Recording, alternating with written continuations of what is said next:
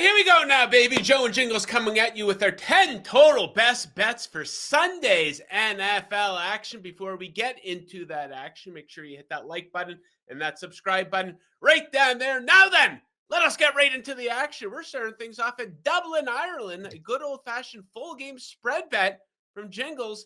Who are you taking? Steelers versus Vikings. I'm not taking Carson Wentz. Let's go. Pittsburgh plus 2.5, minus 105. No team moved more in the market rankings last week than the Vikings. And Carson Wentz didn't really have to do anything. He only threw 20 times. Yes, Addison comes back. But Minnesota last week got Jake Brown, who might be the worst starter in football right now. They had 2 defensive TDs, 5 Cincinnati turnovers. They don't get that luck today. Pittsburgh has not been great. Last week, that win over New England was turnover based. We know producer Mick didn't like to watch that game at all, but they were -4 2 weeks ago versus Seattle, who I have maybe a little better than Minnesota with Wentz under center. Minnesota starting guard looking at injuries likely out. Center Ryan Kelly is working his way back from a concussion. Pittsburgh defense could get a boost. Joey Porter could be back. He missed weeks 2 and 3. Starting safety Deshaun Elliott sat out the last 2 weeks. He could be back. Neutral game, travel late, lots of things. Give me the points. Give me the Steelers 2.5 here, pal. Okay, next up, let's go to Detroit, where the Cleveland Browns are in 10. I'm going to take the Lions to go over their team total 27.5 points. Yeah, sure. I'll back the team that scored 90 combined points in their last 2 games. And check out what Detroit is doing at home here. They've scored 31 or more points in 8 of their last 9 home games. So we saw them drop 52 points in week 2 versus Chicago. That's the 3rd time since the start of last season that they've scored 52 points exactly on their home field. So a really high ceiling for them. Now, you might be saying, well, Joe, aren't the Browns a good defensive team? Yes, on their home field. That is not the case on the road, though. We saw in week 2 in Baltimore. How many points did they allow? They allowed 41 points in that game. And that continues a pattern from the last 2 seasons where their defense significantly drops off when they go on the road. They allowed an average of 27.7 PPG on the road last season. Through 3 games, they're really bad in 2 key areas, 3rd down and in the red zone. Just 4 sacks allowed in 3 games by the Lions offensive line there. Not a look-ahead spot or anything crazy like that for Detroit either. They play the Bengals next week, so let's go Bengals to go over that team total 27.5. Okay, next up, one of the games of the week, the Eagles in Tampa to take on the Bucks. What do you like for this one?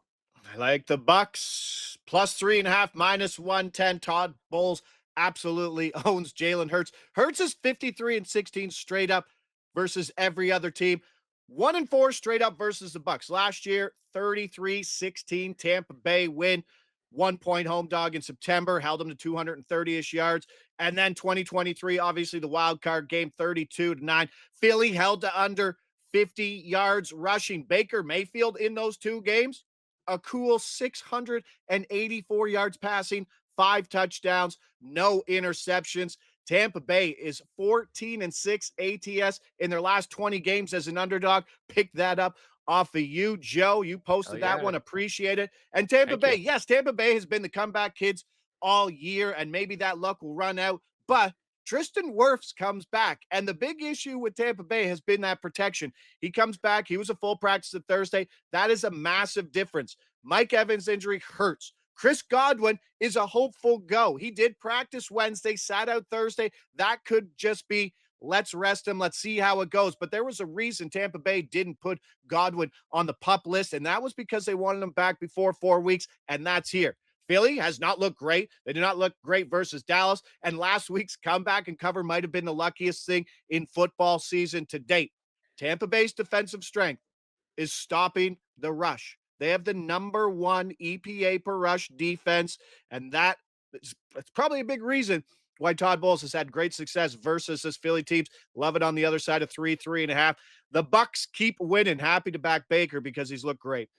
Okay, next up, we go to beautiful East Rutherford, New Jersey, where we have a gift from the sports betting gods, and that is to fade the New York Giants by taking under on their team total of 18 14.5 points. So, what an incredibly tough assignment for Jackson Dart to be making his first start as a quarterback in the National Football League. He might turn out to be all right, but this is just a big fat fade of the Giants offense as a whole. And Brian Dayball, who is an awful head coach. Some people give him a pass. I will not. So, New York, they've scored fewer than 16 points in 8 of their last 10 games at home. They failed to reach double digits in 5 of those 10 games, including their game last week against the Chiefs. They only scored 9 points in that game. Now, let's check out the Chargers on the road last season. They allowed a league low 15.7 PPG in road games. They did hold the Raiders to just 9 points in their one true road game here this season. Dart's going to be playing behind an offensive line that is allowing the fifth most pressure in the NFL this season. He is going up against the defense that is the number one red zone defense in all of the National Football League. So if the Giants do get in close, expect field goal attempts, not touchdowns. Just 4 touchdowns allowed by the Chargers here in 3 games so far this season. So yeah, let's take the Giants to go under that team total of 18.5. Okay, next up, we're down to Houston Texans looking for the first win of the season. You got a touchdown score. I got to pick on the spread. Give us the touchdown score for this game. I like both backs, but I'm giving out, let's go Nick Chubb, TD, plus 155. I like Woody Marks too at 300 or better, but there's nothing to like about this Tennessee Titans offense. They busted me last week, but it's still a terrible offense, and Brian Callahan might be fired before Mike McDaniel, and that's saying something. But what's even worse than this offense is that rush defense that ranks dead last in EPA per rush. The Houston Texans offense, as we know, with that 0-3 record, has not looked great. But how do you get out of a slump with a slump buster game versus the Tennessee Titans? And that is an absolute gift to their schedule right now. Nick Chubb is still the starter, but the split's about 60-40. He's getting the early down work, but this is a great number in a game where Houston, hopefully he's playing with great positive game script, but this is a spot where Houston should be able to put up 24 points. I like Woody Marks, like I said, at plus 300 or better. I think there's some 320s out there, but this is a defense that just got run over by Jonathan Taylor. I was on Daniel Jones to score a touchdown, and what did they do? What did the Colts do? They gave the ball to Jonathan Taylor on the 1, on the 2, and he succeeded constantly in that short yardage stuff. So give me Nick Chubb, give me the vet, getting the early down work at plus 130 or better in this game. And I like both backs because there's a good game script where they both score here. Okay, we have some alignment here. I like the Houston Texans to not just get their first win of the season. I like them to cover the spread, coming in as a 7-point favorite. If it's not broke, don't fix it. Fade the Tennessee Titans, who are 3-17 against the spread since the start of last season. It's usually not as simple as just fading a really bad team, but here we are with Tennessee, who is an absolute joke. Off to a horrible start this season. Cam Ward has absolutely no shot playing behind this offensive line. They're allowing the most pressure and a league high 15 sacks through 3 games here this season. Offense is easily dead last in yards per play. They cannot convert on third down.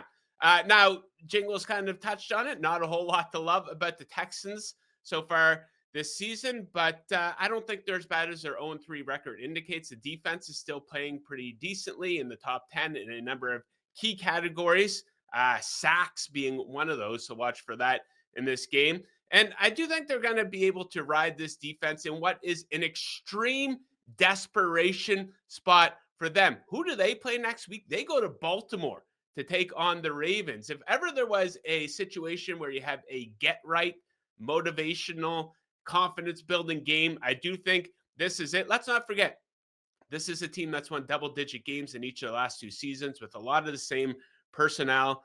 And oh yeah, the Titans also have one of the worst defenses in the NFL too. So like I said, an incredible get right spot here for the Texans. Take them to cover the 7-point spread. Okay, next up, New England Patriots. A couple props for them. You have a touchdown score that you like for them this weekend. Yeah, let's go Henderson here in the backfield for a TD, plus 165. If you were a Patriots fan last week, it was a tough week. It was a tough watch. And ball control is everything heading into week 4, and that gives Henderson the leg up on his competition. Ramondre Stevenson lost 2 fumbles. Antonio Gibson added another, with the New England Patriots coming off that 5 turnover game. The emphasis this week is on ball security, and let's go. Henderson handled all the running back opportunities after those fumbles and was the first running back to take drills at practice on Wednesday. If he's the number 1 guy, this is a great price versus a Carolina defense who may be a little better than last year, but only Dallas allowed more rushing touchdowns than the Panthers did last season. I'm taking it to about plus 130, and inside the red zone, the Patriots have had 7 carries, and right now, Henderson is the most trusted option, and you're going to get to something because the wide receivers on this team are not to be trusted. So it's either Hunter Henry or the backfield, and I think Henderson has the leg up on the backfield heading into week 4 in a good matchup versus the Panthers, Joe. Yeah, I like Henderson to go over his receiving yard total, but my favorite player prop of the entire weekend is on his teammate Hunter Henry to go over his receiving yard number, sitting there at 41.5. The Panthers are getting absolutely killed by the tight end position so far this season. So, not including the 2 teams that played on Thursday Night Football, they are allowing the most receiving yards to tight ends this season, an average of 74 per game.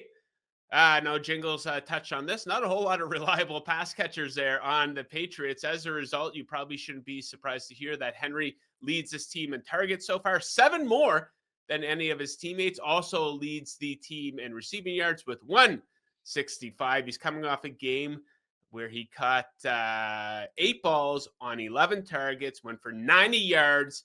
And that one, I don't know if he's going to have 90 in this one, but I do think he will go over that number of 41.5. Okay, Jingles, give us a long shot this game down there in Atlanta with the Commanders in town. You like a under the radar player to get into the end zone. Yeah, his price was gigantic last week, but I'm back on it. Let's go. Luke McCaffrey for a touchdown, plus 750.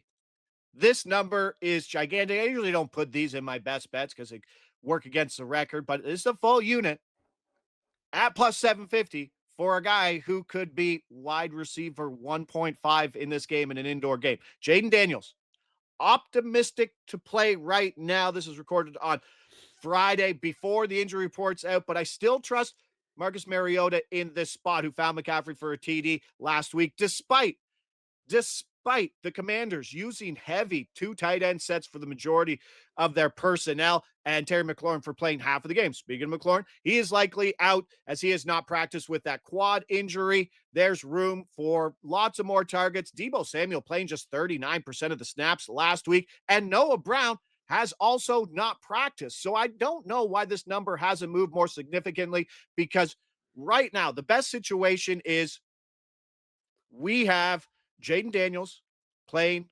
QB1, Deebo Samuel playing maybe not at 100%, and Luke McCaffrey is the number 2 wide receiver. And I think the floor here is Mariota. And right now, that's a great spot. The Falcons struggling on offense. Washington's backfield, which I haven't even touched on, is kind of in flux with Krosky Merritt not practicing this week. It's an indoor matchup, and I think where my price would be if Daniel starts, McLaren sits, Brown sits, this should be plus 300, plus 280 to plus 310. So plus 750. Waiting to see how the Friday practice report goes, but I'm taking the chance on it now because that's a big number in an indoor game.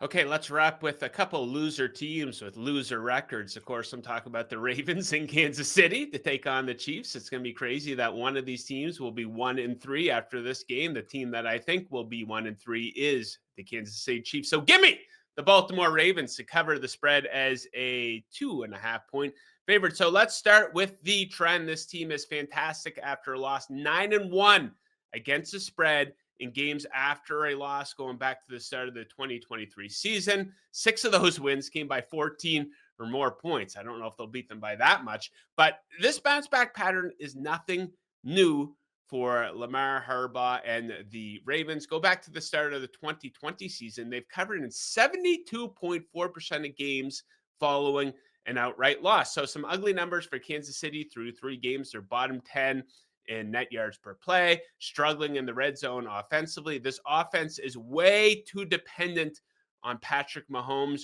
right now, even against the pitiful, the disgrace that is the New York Giants last week. They didn't pull away until the midpoint of the third quarter in that game, and yards per play between the two teams were even in that game. So I simply do not think they're going to be able to keep up with a very explosive, very motivated Ravens team that scored 40, 41, and 30 points here through their three games. And check out the rosters.